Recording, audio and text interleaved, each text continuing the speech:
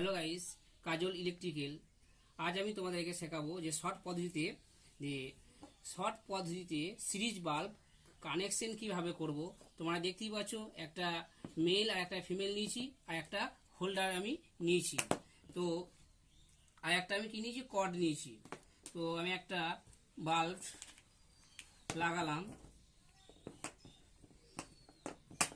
line দিলাম,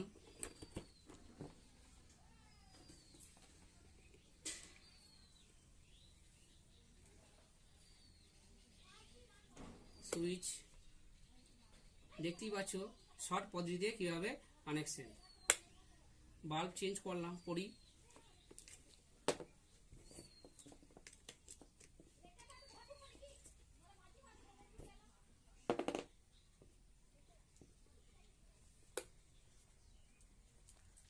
যদি ভিডিওটি ভালো লাগে